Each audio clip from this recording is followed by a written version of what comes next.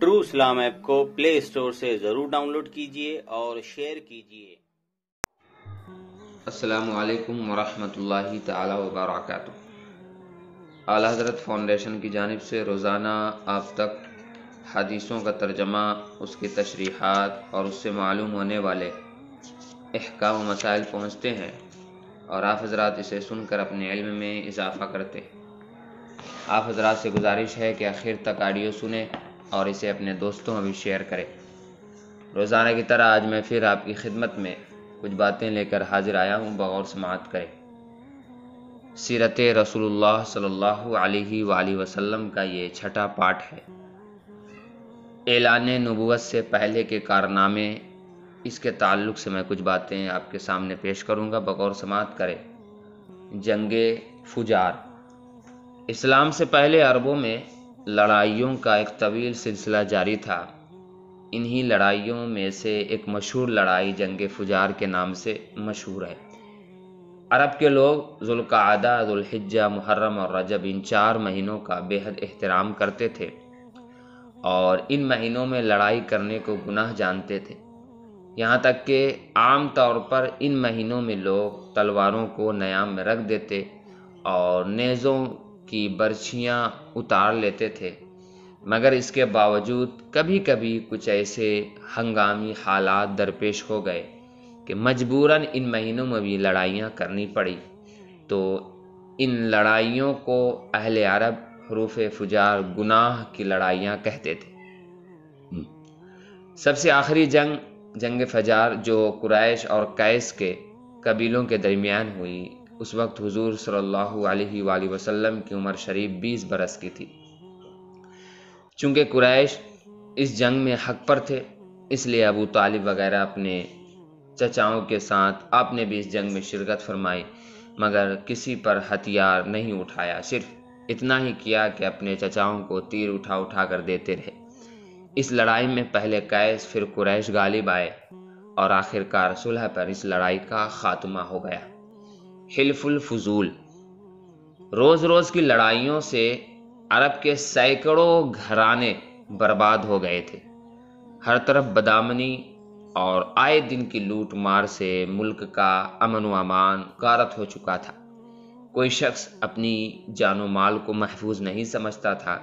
न दिन को चैन, न रात को आराम। इस वहशतनाक सूरत हाल से तंग आकर कुछ सुलह पसंद लोगों ने जंग फुजार के खात्मे के बाद एक इस्लाही तहरीक चलाई। चुनांचे बनु हाशिम, बनु ज़ोहरा, बनु असद वगैरह कबाइले कुरैश के बड़े बड़े सरदारान अब्दुल्ला बिन जुदआन के मकान पर जमा हुए और हुजूर सल्लल्लाहु अलैहि वसल्लम के चचा ज़ुबैर बिन अब्दुल मुत्तलिब ने यह तजवीज़ पेश की कि मौजूदा हालात को सुधारने के लिए कोई मुआहदा करना चाहिए। चुनांचे ख़ानदान कुरैश के सरदारों ने बकाए बाहम के उसूल पर जियो और जीने दो के कसम का एक मुआहदा किया, किस्म का एक मुआहदा किया और हलफ उठाकर अहद किया कि हम लोग मुल्क से बेअमनी दूर करेंगे, मुसाफिरों की हिफाजत करेंगे, गरीबों की इमदाद करते रहेंगे, मजलूम की हिमायत करेंगे, किसी जालिम या गासिब को मक्का में नहीं रहने देंगे। इस मुआहदे में हुजूर सल्लल्लाहु अलैहि वसल्लम भी शरीक हुए और आपको ये मुआहदा इस कदर अजीज़ था कि ऐलान नबूवत के बाद आप फरमाया करते थे कि इस मुआहदे से मुझे इतनी खुशी हुई कि अगर इस मुआहदे के बदले में कोई मुझे सुर्ख रंग के ऊँट भी देता तो मुझे इतनी खुशी नहीं होती।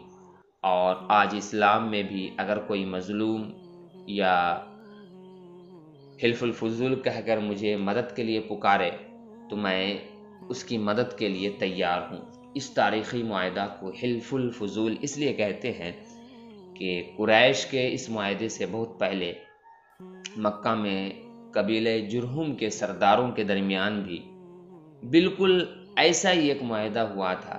और चूँकि कबीले जुरहुम के वो लोग जो इस मुआहदे के मुहर्रिक थे, उन सब लोगों का नाम फुजल था, यानी फजल बिन हारिस और फजल बिन वदाआ और फजल बिन फजाला। इसलिए इस मुआहदे का नाम हिल्फुल फुजूल रख दिया गया, यानी ان چند آدمیوں کا معاہدہ جن کے نام فضل تھے۔ سیرت ابن ہشام میں یہ باتیں مذکور ہے۔ ملک شام کا دوسرا سفر۔ اس سے پہلے کے آڈیو میں ہم نے آپ کو ملک شام کا پہلا سفر اور بحیرہ راہب کے تعلق سے کچھ باتیں جو مقررین حضرات کی زبانی آپ نے سنے ہیں۔ پھر ایک سفر ہوا ملک شام، نبی پاک صلی اللہ علیہ وسلم نے 2 سفر کیے ملک شام کی طرف۔ دوسرا سفر یہاں پہ بیان ہو رہا ہے۔ جب آپ کی عمر شریف تقریباً 25 سال کی ہوئی تو آپ کی امانت و صداقت کا چرچا دور دور تک پہنچ چکا تھا۔ حضرت خدیجہ رضی اللہ تعالیٰ عنہ مکہ کی ایک بہت ہی مالدار عورت تھی۔ ان کے شوہر کا انتقال ہو چکا تھا۔ ان کو ضرورت تھی کہ کوئی امانت دار آدمی مل جائے تو اس کے ساتھ اپنی تجارت کا مال و سامان ملک شام بھیجے۔ چنانچہ ان کی نظر انتخاب نے اس کام کے لیے حضور صلی اللہ علیہ وسلم کو منتخب کیا اور کہلا بھیجا کہ آپ میرا مال تجارت لے کر ملک شام جائیں۔ جو معاوضہ میں دوسروں کو دیتی ہوں آپ کی امانت و دیانت داری کی بنا پر میں آپ کو اس کا دگنا دوں گی۔ حضور صلی اللہ علیہ وسلم نے ان کی درخواست منظور فرما لی اور تجارت کا مال و سامان لے کر ملک شام کو روانہ ہو گئے۔ اس سفر میں حضرت خدیجہ رضی اللہ تعالی عنہا نے اپنے ایک معتمد غلام میسرہ کو بھی آپ کے ساتھ روانہ کر دیا تاکہ وہ آپ کی خدمت کرتا رہے۔ جب آپ ملک شام کے مشہور شہر بصرہ کے بازار میں پہنچے تو وہاں نستورہ راہب کی خانقاہ کے قریب میں ٹھہرے۔ نستورہ میسرہ کو بہت پہلے سے جانتا پہچانتا تھا۔ حضور صلی اللہ علیہ وسلم کی صورت دیکھتے ہی نستورہ میسرہ کے پاس آیا اور دریافت کیا کہ میسرہ یہ کون شخص ہے جو اس درخت کے نیچے اتر پڑے ہیں۔ میسرہ نے جواب دیا کہ یہ مکہ کے رہنے والے ہیں اور خاندان بنو ہاشم کے چشم چراغ ہے۔ ان کا نام نامی محمد اور لقب امین ہے۔ نستورہ نے کہا کہ سوائے نبی کے اس درخت کے نیچے آج تک کبھی کوئی نہیں اترا، اس لیے مجھے یقین کامل ہے کہ نبی آخر زماں یہی ہے، کیونکہ آخری نبی کی تمام نشانیاں جو میں نے توریت و انجیل میں پڑھی ہے وہ سب میں ان میں دیکھ رہا ہوں۔ کاش میں اس وقت تک زندہ رہتا جب یہ اپنی نبوت کا اعلان کریں گے تو میں ان کی بھرپور مدد کرتا اور پوری جانثاری کے ساتھ ان کی خدمت گزاری میں اپنی تمام عمر گزار دیتا۔ اے میسرہ، میں تم کو نصیحت وصیت کرتا ہوں کہ خبردار ایک لمحہ کے لیے بھی تم ان سے جدا نہ ہونا اور انتہائی خلوص و عقیدت کے ساتھ ان کی خدمت کرتے رہنا، کیونکہ اللہ تعالیٰ نے ان کو خاتم النبیین ہونے کا شرف عطا فرمایا ہے۔ حضور صلی اللہ علیہ وآلہ وسلم بصرہ کے بازار میں بہت جلد تجارت کا مال فروخت کر کے مکہ مکرمہ واپس آ گئے۔ واپسی میں جب آپ کا قافلہ شہر مکہ میں داخل ہونے لگا تو حضرت بی بی خدیجہ رضی اللہ تعالی عنہا ایک بالا خانہ پر بیٹھی ہوئی قافلہ کی آمد کا منظر دیکھ رہی تھی۔ جب ان کی نظر حضور صلی اللہ علیہ وسلم پر پڑی تو انہیں ایسا نظر آیا کہ 2 فرشتے آپ کے سر پر دھوپ سے سائے کیے ہوئے ہیں۔ حضرت خدیجہ رضی اللہ تعالیٰ عنہ کے قلب پر اس نورانی منظر کا ایک خاص اثر ہوا اور وہ فرط عقیدت سے انتہائی والہانہ محبت کے ساتھ یہ حسین جلوہ دیکھتی رہی۔ پھر اپنے غلام میسرہ سے انہوں نے کئی دن کے بعد اس کا ذکر کیا تو میسرہ نے بتایا کہ میں تو پورے سفر میں یہی منظر دیکھتا رہا ہوں اور اس کے علاوہ میں نے بہت سی عجیب و غریب باتوں کا مشاہدہ کیا ہے۔ پھر میسرہ نے نستورہ راہب کی گفتگو اور اس کی عقیدت و محبت کا تذکرہ بھی کیا۔ یہ سن کر حضرت بی بی خدیجہ رضی اللہ تعالیٰ عنہا کو آپ سے بے پناہ قلبی تعلق اور بے حد عقیدت و محبت ہو گئی اور یہاں تک کہ ان کا دل جھک گیا کہ انہیں آپ سے نکاح کی رغبت ہو گئی۔ مدارج النبوہ۔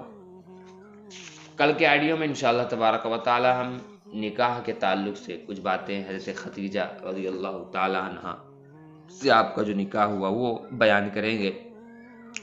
بس اتنا ہی آج، ملتے ہیں اگلے آڈیو میں۔ السلام علیکم ورحمۃ اللہ۔